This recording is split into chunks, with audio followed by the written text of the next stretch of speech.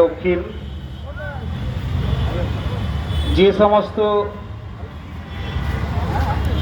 আদিবাসীর ভাষা সত্তাকে জাগিয়ে রাখার ইচ্ছাটা এখন মনের মধ্যে পুষে রেখেছেন, সেই সমস্ত ইউনাইটেড ফোরামের সমস্ত সহযোদ্ধা এবং প্রতিটা আলাদা আলাদা জাতিগত ভাষাগত সংগঠনের পথপ্রদর্শকদের জানাই প্রকৃতি বাঁচাও আদিবাসী বাঁচাও মঞ্চর দক্ষিণবঙ্গের পক্ষ থেকে ফুল উলগুলান জোহার। যে কারণের জন্য শীতটাকে উপেক্ষা করেও আজকে বিভিন্ন জায়গা থেকে কিছুক্ষণ আগেই কথা হচ্ছিল, আমাদের সহযোদ্ধা বন্ধু যে আলিপুরদুয়ার থেকে এসছে, আমরাও ঠিক অযোধ্যা পাহাড় থেকে এসছি। কনকনে ঠান্ডা, এইখানে যে ঠান্ডা তার থেকে ডবল ঠান্ডা ওইখানে, অর্থাৎ এইখানে তাপমাত্রা যদি এখন 8 ডিগ্রি হয় তাহলে অযোধ্যা পাহাড়ের তাপমাত্রা এখন 4 ডিগ্রি। সেই ঠান্ডাকে উপেক্ষা করেও মানুষ ছুটে এসছে নিজের দাবিটাকে জানানোর জন্য। কোথায়? তাহলে দাবিটা জানিয়ে এতদিন ধরেও এতদিন কাল বাম জমানা পেরিয়ে গেছে, এখন আমাদের ডান জমানা চলছে। এখনো আদিবাসীরা রাজপথে কেন?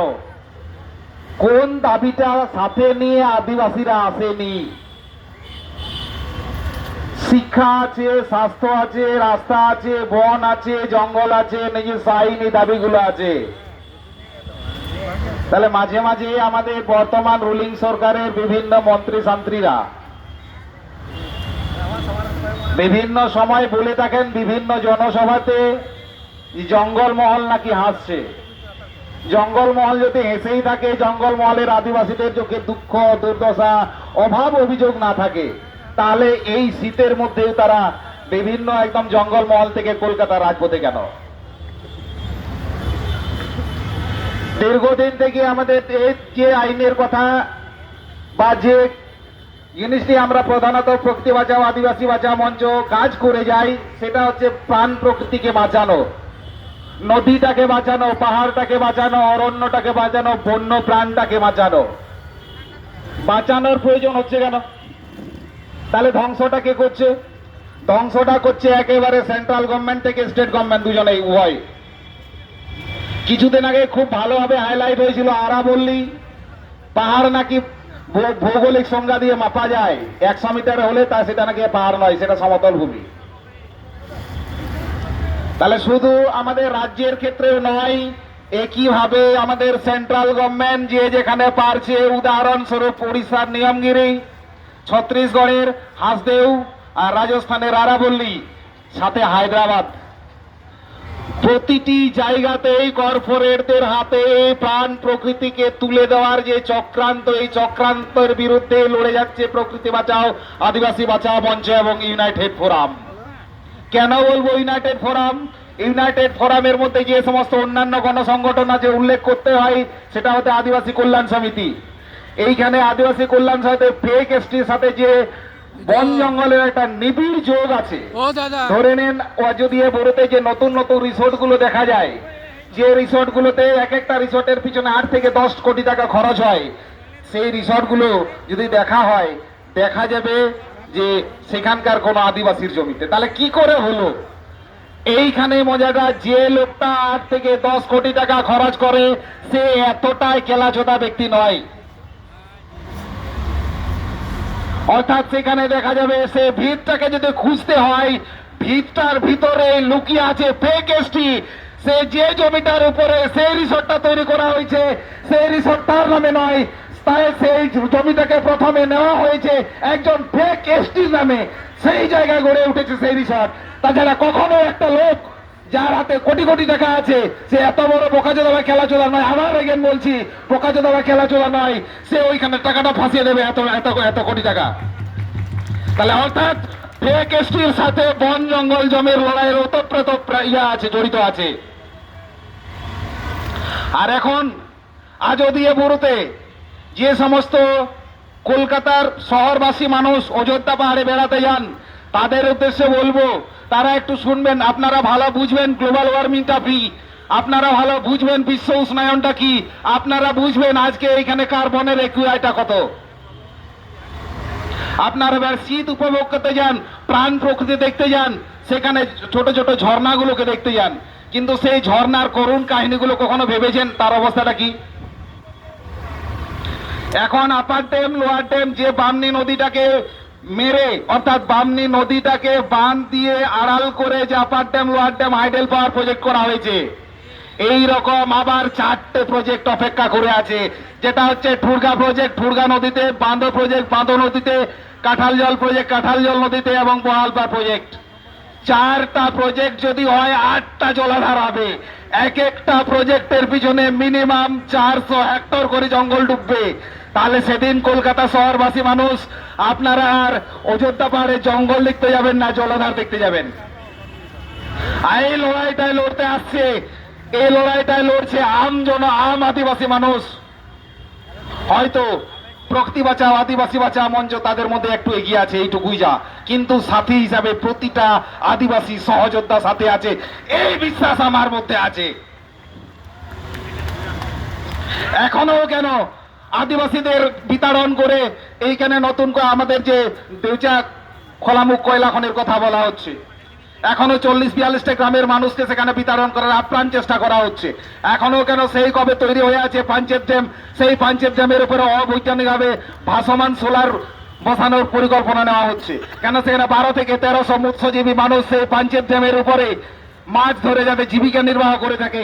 এককালে যখন পাঞ্চেত ড্যামটা তৈরি হয়, যাদের জমি, যাদের ভিটে মাটি, যাদের বাপ ঠাকুরদার নারী পোতা জায়গাটা ড্যামের নিচে ডুবে গেছে, তারা যখন সেই ড্যামে মাছ ধরে জীবিকাটা নির্বাহ করতে যাচ্ছে, সেইখান থেকে উৎখাত করার আপ্রাণ পরিকল্পনা চেষ্টা চলছে।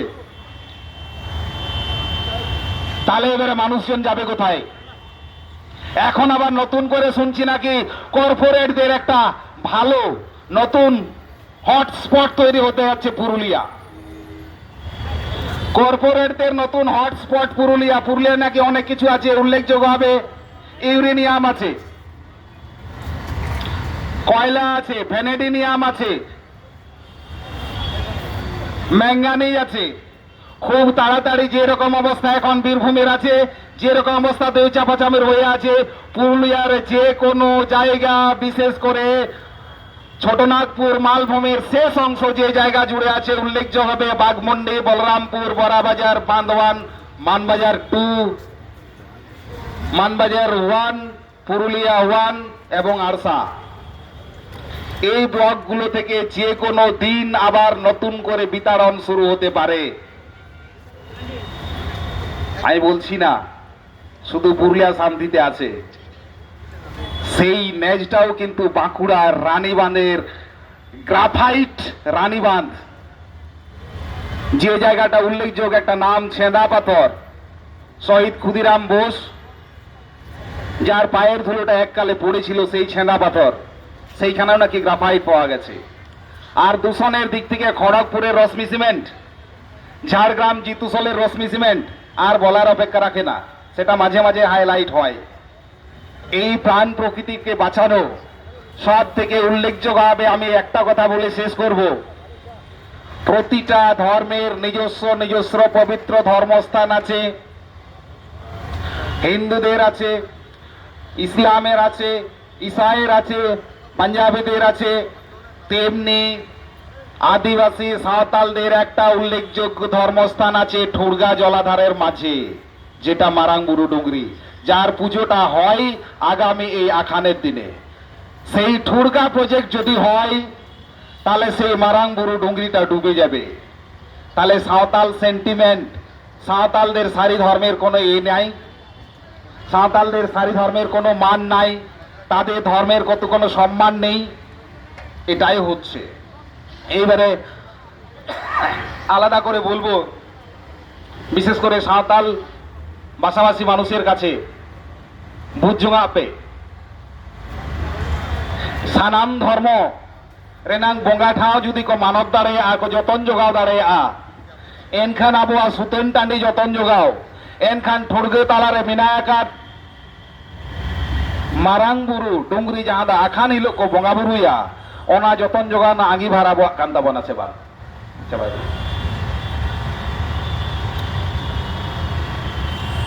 আর নতুন কিছু বলার নেই, আপনারা ভাবুন। আমি একটা জিনিস শেষ করব এই বলেই ইউনাইটেড ফোরামের মধ্যে থাকা সমস্ত সংগঠনকে বলবো, আর রাস্তায় দাঁড়িয়ে কিছুক্ষণ আগে বুবুনদা বলছিল আমরা গত 30 তারিখে গেছিলাম ডিএম এর কাছে একই জিনিস শুল্ক দেওয়ার জন্য, ডিএম সাহেব নেননি। কেন নেননি? একই জিনিসগুলো ছিল, হয়তো আমাদের জন বনমন্ত্রী উপর মহল থেকে সেখান থেকে প্রেসার দিয়ে রেখেছে, কিংবা আমাদের মাননীয় মুখ্যমন্ত্রী ডিএমদেরকে বলে দিয়েছে বাঁকুড়াতেও নাকি নেননি, পুরুলিয়াতেও নেননি। এটা একটা ট্রেন্ড, এটা ডিএমদের একটা ট্রেন্ড। আর এই ট্রেনের আসল নাটের গুরু হয়তো কোনো সচিব কিংবা সেই দপ্তরের মন্ত্রী। অর্থাৎ আপনারা ভালোই বুঝতে পারছেন, শীত শেষ হওয়ার পরেই বসন্ত, বসন্ত শেষ হওয়ার পরেই গ্রীষ্ম, সেই গ্রীষ্মতে কি হতে যাচ্ছে।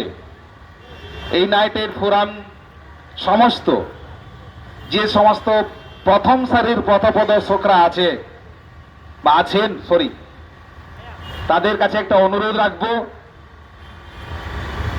আমরা যা করছি বকলমে কিন্তু এটাও রাজনীতি।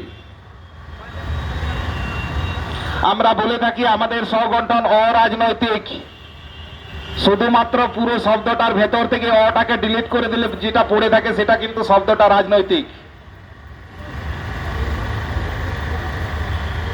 সরাসরি ভাবে না হোক, পরোক্ষ ভাবে হোক বা যে কোনো ভাবে হোক, আমি বলবো ইউনাইটেড ফোরাম, আমার অনুরোধ, চিন্তা ভাবনা করুক আগামী নির্বাচনে যেরকম ভাবেও আমাদের একটা কিন্তু পিন থাকবে, অর্থাৎ সেটা কিং মেকার হতে পারে, কিং পিন হতে পারে, কিংবা সরাসরি লড়াই ময়দানে হতে পারে। নমস্কার, জয়।